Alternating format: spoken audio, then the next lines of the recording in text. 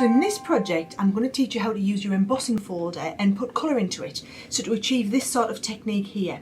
Now it's a little bit like a traditional letterpress technique. So what we're going to do is, I've got here my piece of cardstock that we're going to colour tint and the folder. And this is the folder which is coming included in your kit.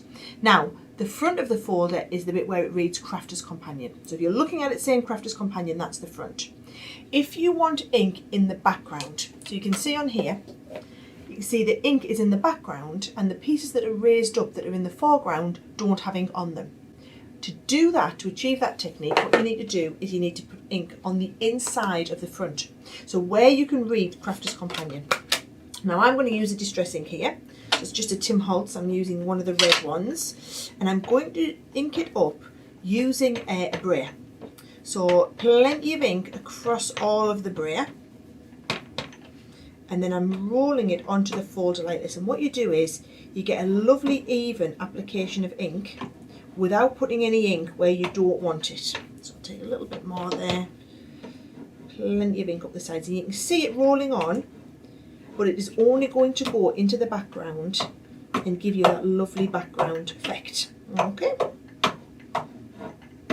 So once you've got ink, make sure you're putting this to one side because you're going to clean it straight away. And then we're going to take our piece of cardstock and we're going to pop it inside the folder. So you're just going to lie it down, make up that sandwich, and then it's ready to go straight through your machine. Now, because it's a 3D folder, we're going to sandwich it between your base plate and your magnetic, and then your clear cutting plate on the top. And what happens is the pressure in the machine forces the cardstock up into all those ridges where you've got the 3Dness, and it leaves the ink in the background. So when I release this out, if I lift this up, you can see that ink is in the background, but only in the background where we want it and not on any of the foreground pieces. So I'll put that to one side to leave it to dry.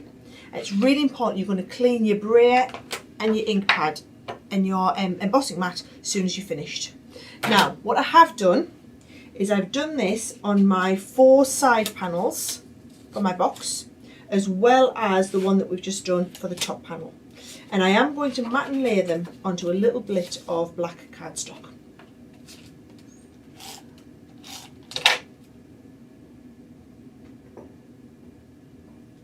Now whilst they're ready to go on the box, let me show you the way I would clean all this. So we have a product called Stick Away. And what I'm going to do is I'm just going to take some regular kitchen towel and use that to clean. So I can clean my bench with it here, where I've got bits of ink on the bench, and you'll see that will take it away beautifully. It'll clean my brayer there, and I've still got plenty of Stick Away left on from when we did it, and we can check that by rolling it over the back. Oh, she says I had plenty on. I clearly didn't have plenty on. You want to make sure that that brayer is nice and clean for the next time you come to use it with a different ink. And then we're going to do the same again. We're going to use it to clean our embossing folder, and you can just spray straight into your embossing folder and give it a nice clean. You want to make sure that all that ink is gone, and then even for good measure just get another little bit, especially a colour like a red.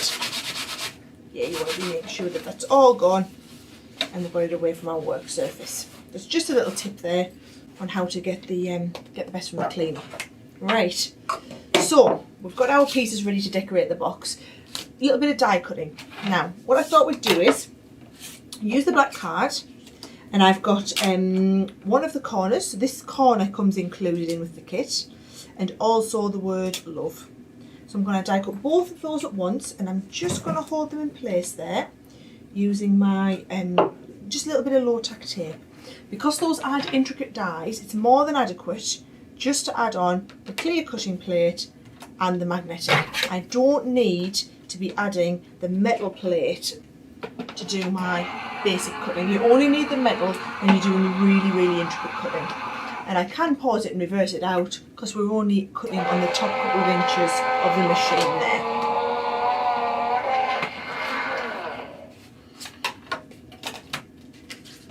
So I'm just ever so gently going to ease away that low-tack tape.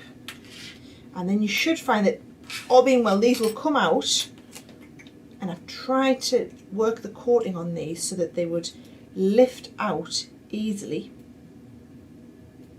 So they're not going to get too stuck. They're going to get stuck enough to wait there while you're doing your die cutting, but not so stuck that they're hard to release out. So it's the same here with these beautifully intricately designed ones over the side. And those extra little bits will pop out. Now you'll see the design that I've done. I've used a lot of these. So you're going to want to die cut a lot of these. But let me show you how we're going to stick them on. Right? So just using a little bit of that to protect my work surface here. I'm going to take a few of these corners, and I've done quite a few of these here. Let's do 4 for the top. So turn them all upside down, and you're going to use a spray adhesive. So we have our stick and stay.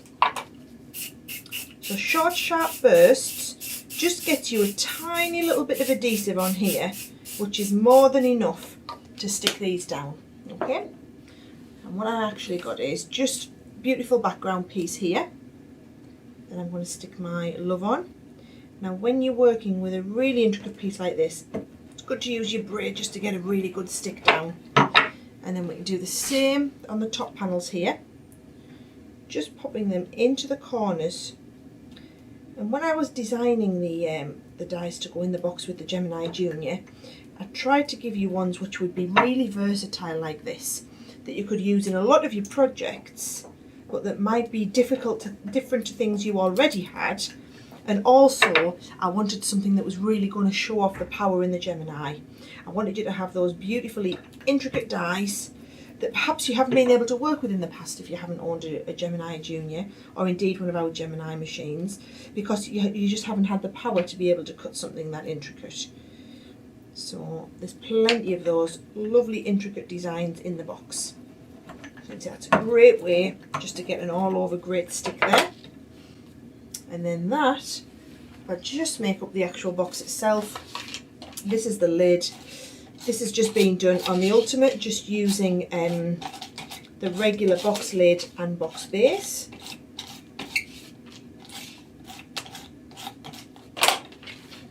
And these corners should just tuck underneath and give you a lovely clean finish to your box.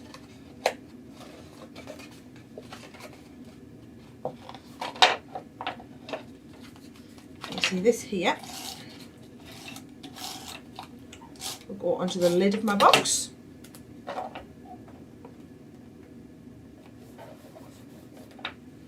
And then that love, I'm just going to use, I use a couple of foam pads on here so that I get that, I want the same level of height on both sides. So nice foam pad will give that uniformity.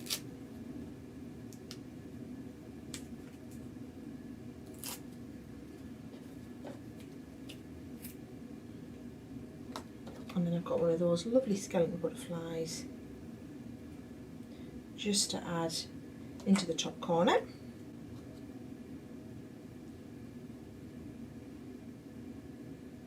And then you'll see all I've done differently from this one is now taken those side panels, stuck all the side panels onto here. Now bring in the finished one, you can see all I've done is added those corners again onto the side panels. But it really is the detail. I wanted you to understand that technique of how to get that ink into the background of your design, because it just gives you so much more versatility in your embossing folders.